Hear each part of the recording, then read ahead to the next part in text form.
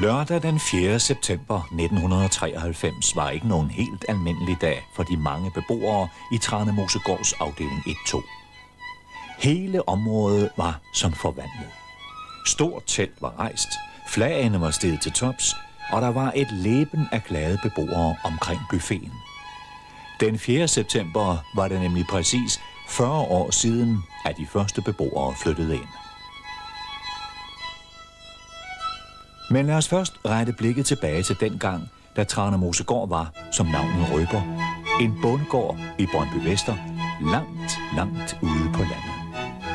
På den tid dyrkede man korn og sukkerroer på markerne, og beboerne på gården, bortset fra bonden og hans familie, var svin.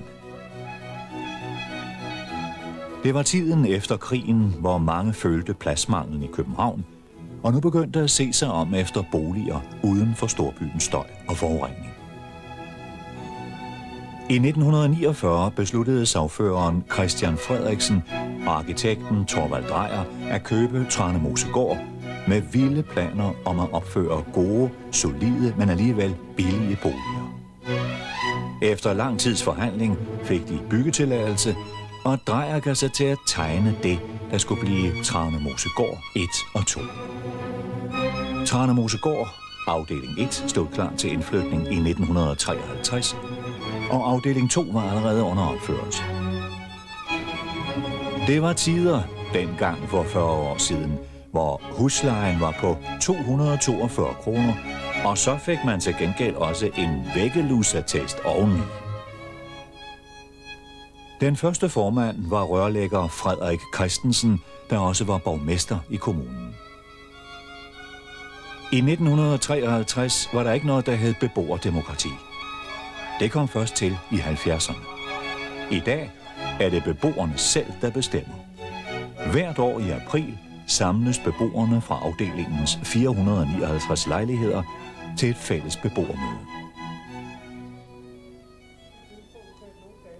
Her har beboerne mulighed for at drøfte alle mulige problemer og tage stilling til indkomne forslag og idéer. På beboermødet vælger man formand og bestyrelse. Bestyrelsen varetager i løbet af året afdelingens daglige drift. Formanden for bestyrelsen hedder Niels Erik van Zeist.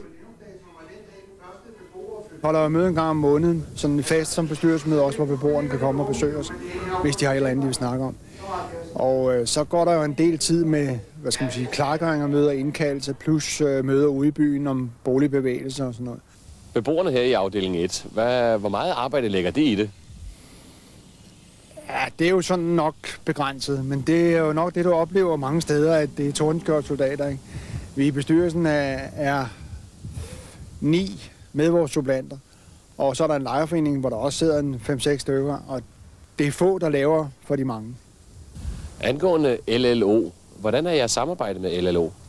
Det er godt, og det er tæt.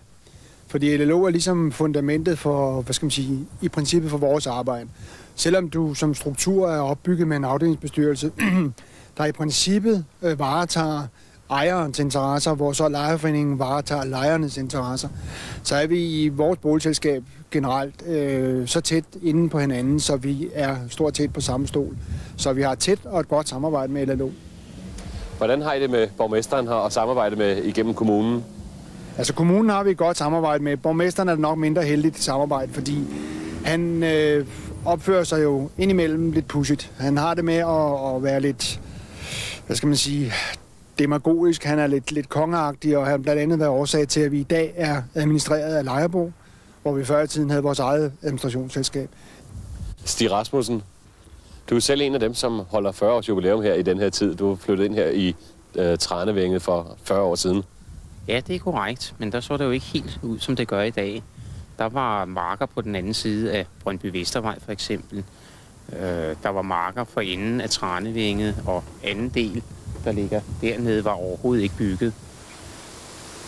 Det er stort set, hvad jeg kan huske. Jeg var jo ikke så gammel dengang.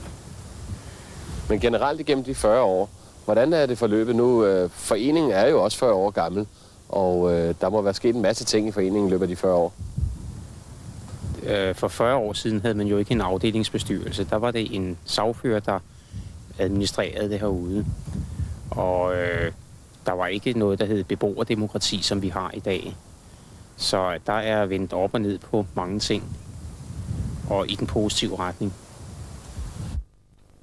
For at stå stærkere er Lejerforeningen medlem af Lejernes Landsorganisation, LLO, der er en samlende organisation for alle landets lejerforeninger.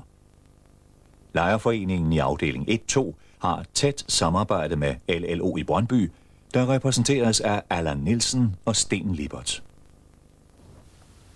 Allan Nielsen, du er formand for LLO hernede i Brøndby Strand. Og kan du fortælle mig lidt om, hvad går jeres arbejde ud på hernede?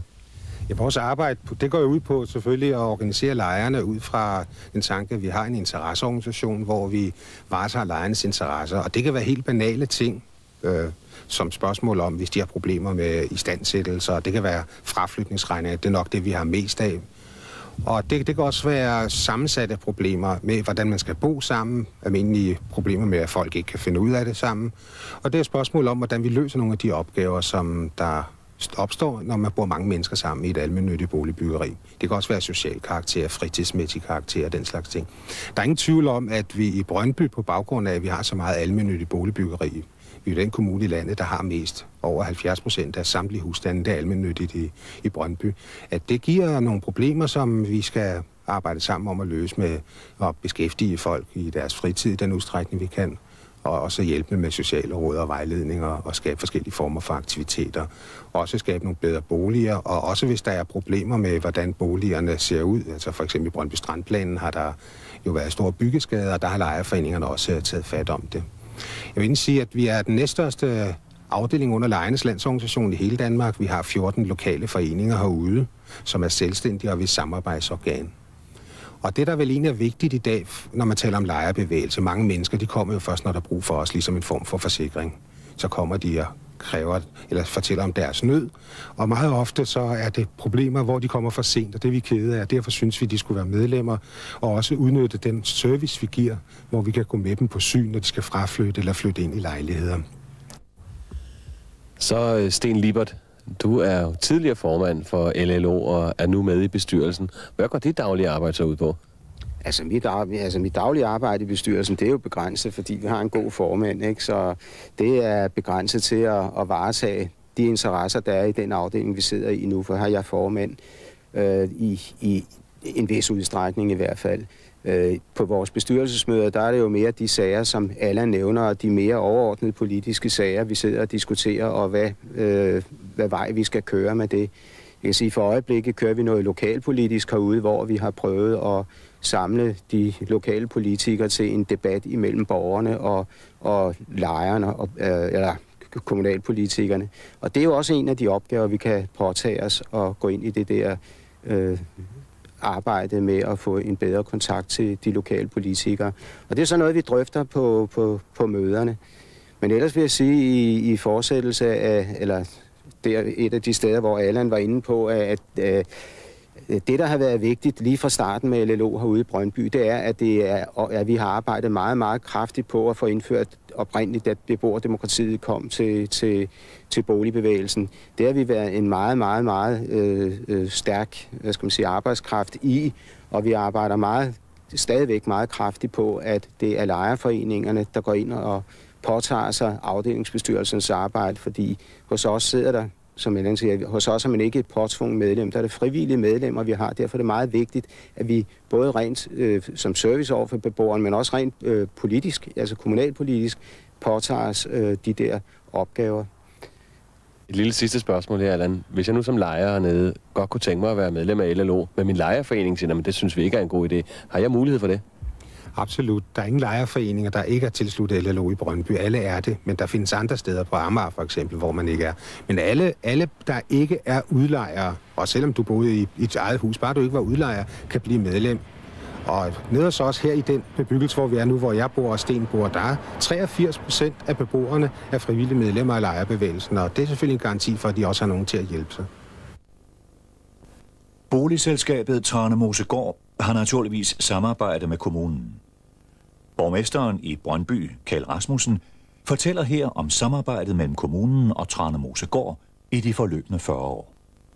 Hvordan har samarbejdet været med kommunen og Tranemosegård igennem de her 40 år? Altså, jeg mener, som lejerforening.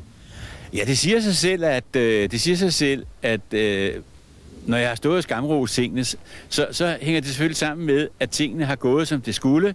Og det gør det kun, hvis man har et godt samarbejde med de bestyrelser, der er. Og netop Tranemosegård har vel, selvom det ikke er, vi har noget, der hedder Brøndby Kommunes boligselskab, men alligevel har det været sådan, at Tranemosegård har oprindeligt været det boligselskab, som vi synes i højere grad, vi kunne præge. Og det skyldes gennem mange år den gamle formand, Frederik Christensen, som samtidig var kommunalbestyrelsen, som lagde stilen an. Og så igennem en årrække har Robert Sartori været styrmand og formand for hele Tranemosegård. Og han havde en myndig, bestemt, men meget venlig og behagelig måde at køre det på. Og derfor er den tradition, netop fra de første afdelinger, som nu har haft jubilæum, den er ført over i de kommende afdelinger i Tranemosegård. Så Tranemosegård er et sted, man gerne vil bo, et sted, man gerne vil være, et sted, man gerne vil have sine børn ind. Med hensyn til de kommende år, med hensyn til fremtiden, der er det helt åbenbart, at vi kommunalt imødeser en god fremtid for boligselskabet. Vi vil også med Tranemosegård være villige til at gå ind i et samarbejde, også med udsmykning af facaderne i den del af Tranemosegårds byggeri i Brøndby Strand, betonbyggeriet, som jo ikke er særlig kønt. Der kan vi sammen finde nogle løsninger, fordi den måde, som de jubilerende afdelinger har klaret deres renovering på, er eksemplarisk.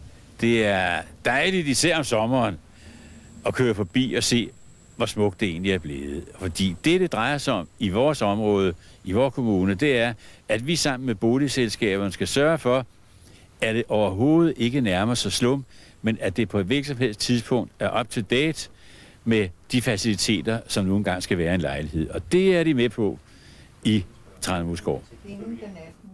Afdelingens lejerforening ligger bestemt ikke på den lade side, når det drejer sig om at aktivere beboerne i området. Det har for eksempel altid været en mærkesag for foreningen at gøre noget særligt ud af årets højtider.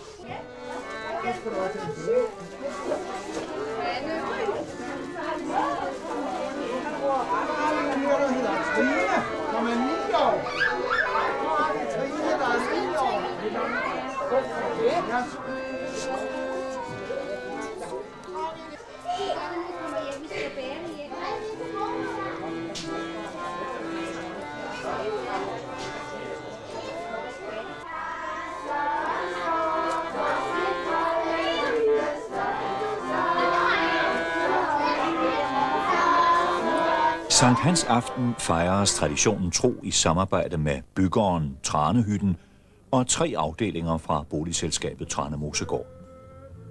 Det imponerende bål brænder lystigt mod sommerhimlen, mens man sender heksene til Bloksbjerg til tonerne af midsommervisen. Og festligt er det også, når man afholder den årlige fastelavnsfest. Her får fantasien frit spil hos områdets børn, når det drejer sig om at klæde sig ud.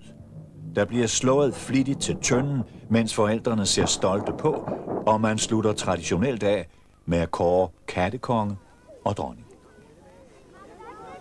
Lejerforeningen og byggeren havde stor succes med at arrangere en høstfest for beboerne. Her tumlede børnene på springmadrassen, mens de voksne fik sig en skænk i skyggen. Der var kridtet dansesko for dem, der ikke kunne stå stille for den levende musik. Andre holdt sig til de mere fredelige sysler i skydeteltet. Til daglig er der nok at tage sig af i afdelingen. For børnene er der foruden de grønne områder også sørget for legepladser med alt, hvad hjertet kan begære. For de ældre beboere er der oprettet en hyggeklub, hvor man kan mødes til en kop kaffe og en sludder i rare omgivelser.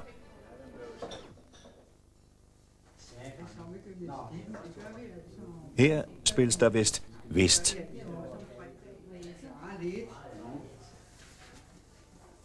Mens andre tager kejler i baglokalet.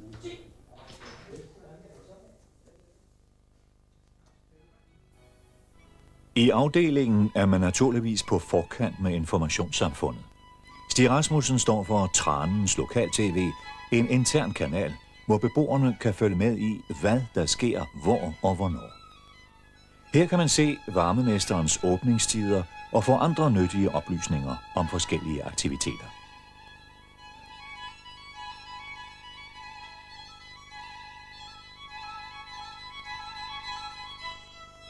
Gårdmændene passer de grønne områder og vedligeholder ejendommene, hvor også vaskekældrene er placeret.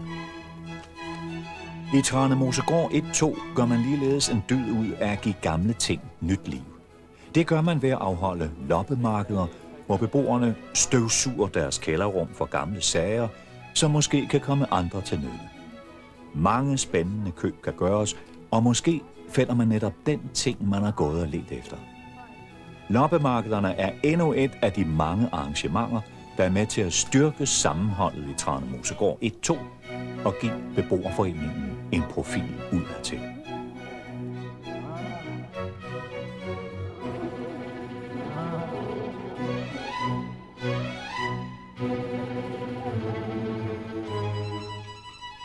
Men lad os vende tilbage til jubilæet lørdag den 4. september 1993, eller rettere dagen før, for det var her, at festlighederne startede.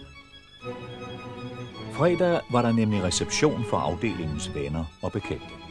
Både håndværkere og entreprenører og andre havde fundet vej til det festlige telt. Og jubilarens gavebord udviklede sig snart til et sandt eldorado af flasker, blomster og lykønskninger. Der var ikke blevet sparet på mad og drikke til de gratulerende. En overdådig buffet og velskænket fadøl tog imod de sultne maver og tørre organer. For den mere formelle del af receptionen stod bestyrelsesformanden. Ikke mindst tillykke, fordi de har været med til at bære afdelingen fra den startede. Det er jo ikke os alle sammen, der har fået lov at være med så længe. Så jeg vil have lov at sige tillykke til vores beboere.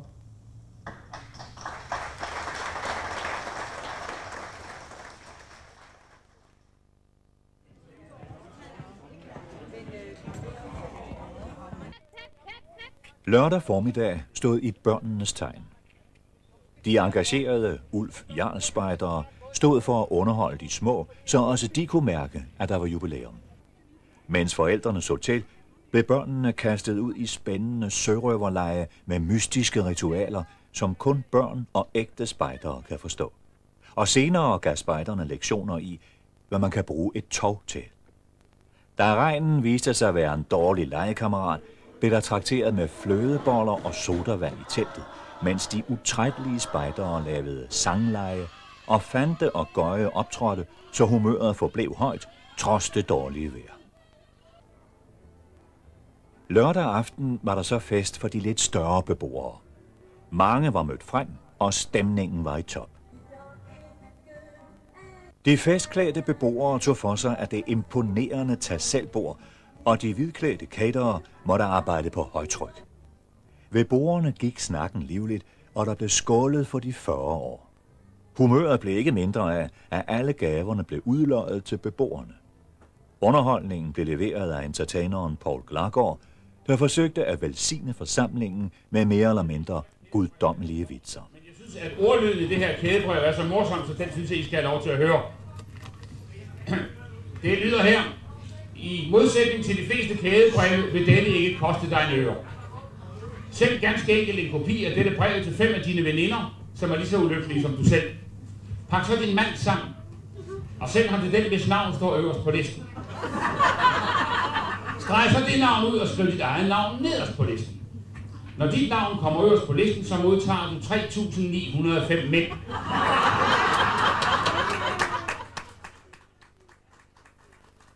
De første 40 år er gået, og har vist, at Tranemosegårds afdeling 1-2 er et sted, hvor beboere i alle aldre trives.